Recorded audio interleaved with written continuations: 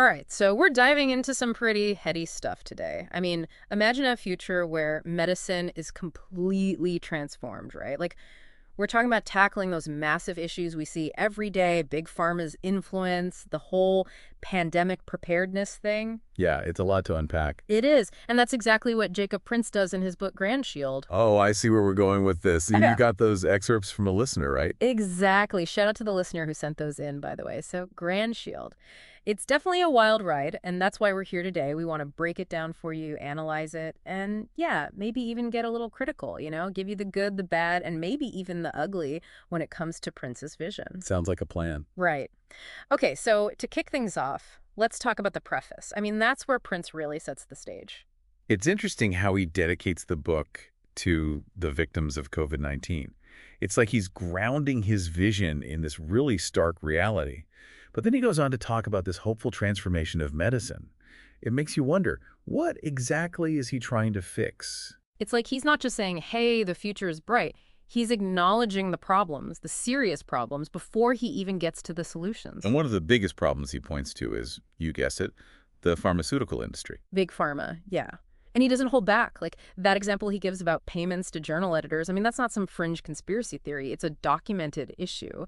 And it really makes you question, right, like, can we trust the research if there's this kind of influence going on? It raises huge questions about the integrity of medical information and ultimately who's really benefiting from it. Right. Patients, doctors, or, shareholders. So the future Prince lays out in GRANDSHIELD. It's not just about cool tech and fancy treatments. It's about rebuilding trust, about fixing a system that seems pretty broken in a lot of ways. And that's where our deep dive comes in. Today, we're going deeper than just summarizing the book. We want to understand Prince's arguments, the good, the bad, the ugly. We want to see if his optimism holds up against the reality of the challenges he's describing. And honestly, we want to figure out where this book fits in the whole conversation about the future of healthcare. Because let's be real, it's a conversation we all need to be having. Definitely.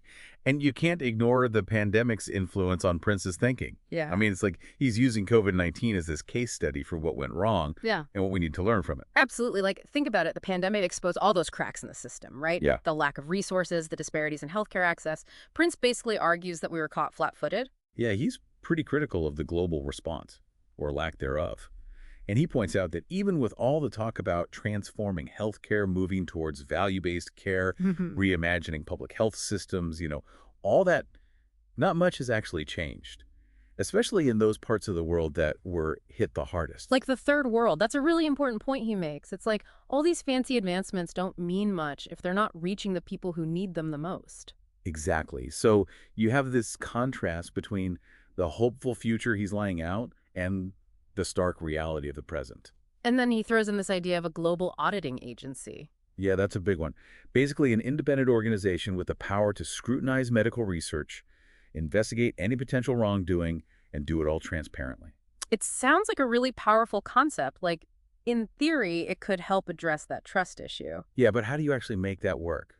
Who funds it? Who makes sure they stay impartial? It's a big, complicated idea. For sure. Yeah. And, Prince doesn't just see this agency as a way to punish bad actors. He frames it as a safeguard, to make sure that scientific advancements are actually benefiting humanity, that there's this balance between innovation and ethics. That balance is key. Yeah. And then, of course, you have the tech side of things. Oh, yeah. Prince goes all out with that. We're talking drones delivering vaccines, AI predicting outbreaks, even nanobot surgery.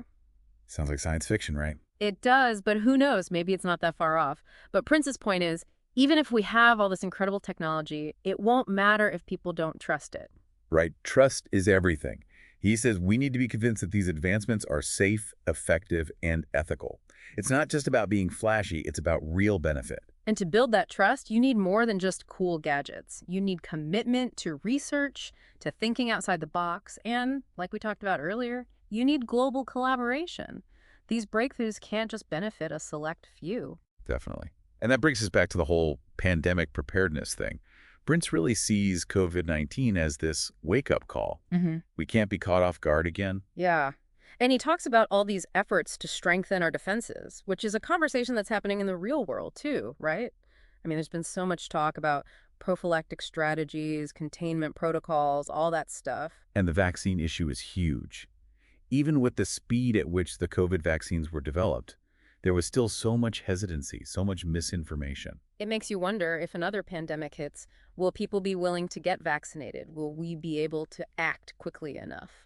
And that's where Prince makes a really interesting contrast. He talks about how governments tend to kind of, let their guard down once a crisis passes. Mm. But the scientific community, he says, they're the ones who are staying vigilant, who are forming those task forces, who are always thinking about the next threat. It's like the scientists are the watchdogs, Yeah. always looking out for what's coming next, while everyone else is just trying to get back to normal. And Prince doesn't sugarcoat the impact of the pandemic. He talks about the disruption, the loss of life, and his message is pretty clear. Even after all this, we're still not ready for the next one. Which makes all the issues he raises in GRANDSHIELD even more urgent, right? Absolutely. Mm. So the question then becomes, do we have what it takes to actually fix this? And Prince gets real about resources. He asks, do we lack the funds, the capabilities, the skills? And he points out something really interesting, that sometimes those flashier, maybe less critical projects end up getting the funding, while those essential public health needs get overlooked. It makes you think about where our priorities really lie and whether they're aligned with the things that matter most. Right. And to really make progress, Prince emphasizes that developing countries need to be a part of the equation. We've got to improve research facilities, train personnel, provide access to technology, not just in wealthy nations, but everywhere. And then there's the whole pharmaceutical industry issue again. Prince basically says that the way research is done now, where everything is so profit-driven, that's got to change. Knowledge needs to be shared, especially during a global health emergency. It's a bold statement. It challenges the whole way the industry operates. I mean, how do you balance incentivizing innovation with making sure everyone has access to life-saving treatments? It's a tough question. Mm-hmm. And then, to add another layer, Prince says we need to rethink those ethical barriers that are holding back scientific progress. He's not saying we should throw ethics out the window, but he's arguing that we need to constantly evaluate if our regulations are actually helping or hindering progress in critical areas of research. It's a lot to consider. But throughout all this, even when he's talking about some pretty bleak stuff, Prince maintains this sense of hope. Yeah, he has this faith in humanity, this belief that future leaders will step up and make things better. It's almost like a counterbalance to all the negativity. And he argues that this hope, this belief in a better future, that's what fuels innovation, resilience, the willingness to take on these huge challenges. He makes a strong statement that our failures aren't because of a lack of solutions or resources, but because of a lack of commitment, a lack of sincerity. It's like he's saying, we have the tools, but do we have the will? Exactly. Hmm. And he ends the preface with this call to action, a plea for greater dedication to eradicating hunger and disease, to fostering peace and understanding. It's a reminder that all these global challenges are interconnected. We Yeah. can't just focus on one and ignore the others. Okay, so we've gone deep on the preface. Deep dive, you could say. Right. But what about the story itself? The GRANDSHIELD report. It's framed as this investigative account, almost like a mystery, with the author, Mateo Luis Santiago, being hounded by the press. Yeah, and the report itself is classified, top secret stuff. It creates this instant sense of intrigue, like, what is GRANDSHIELD hiding? Santiago talks about this careful balance he has to strike between informing the public and not revealing too much, not jeopardizing people's safety. It makes him seem really responsible, like he's not taking this lightly. Definitely.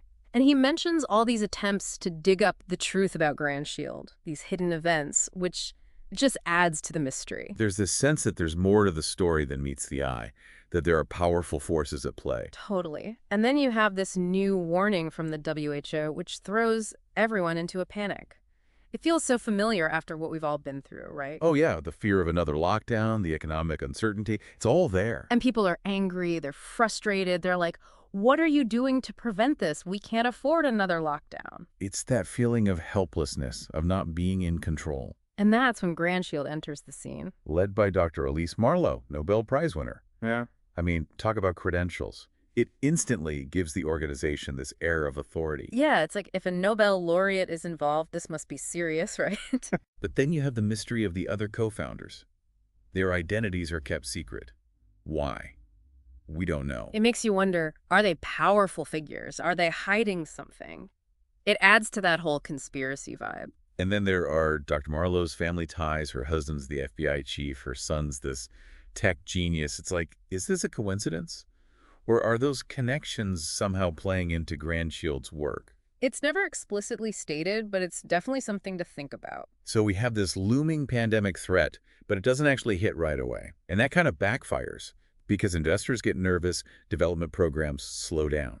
It shows how fear itself can be a huge obstacle, even if the actual threat hasn't materialized yet. Definitely. And then there's the whole China situation. The Chinese medical community is pretty upset that they're not represented in GRANDSHIELD's leadership. Yeah, it's a big issue. They're like, how can you claim to be a global organization if you're excluding one of the most populous countries in the world? It highlights that tension between global collaboration and national interests. And it raises questions about who gets to have a say in global health initiatives, who gets to be at the table. And it's not just about politics, right? China has this huge medical research infrastructure. They have valuable expertise. Excluding them doesn't make sense from a scientific standpoint either. And I think that's what Prince is trying to get at. It's like, if we're going to tackle these global health challenges, we need everyone on board. Absolutely. And one of the things GRANDSHIELD does well is actually engage with people on the ground. They interview pandemic survivors. They visit families who rely on traditional medicine. Yeah, it's like they're trying to understand the human side of this, not just the scientific data. Like that family that's hesitant about compulsory vaccination. It shows that there's more to healthcare than just mandates. You have to consider cultural beliefs, individual concerns. And then there's that really heartbreaking encounter with the elderly man who lost his whole family to the pandemic. It's a reminder that behind the statistics, behind the headlines, there are real people who are suffering. It gives their work this sense of urgency, like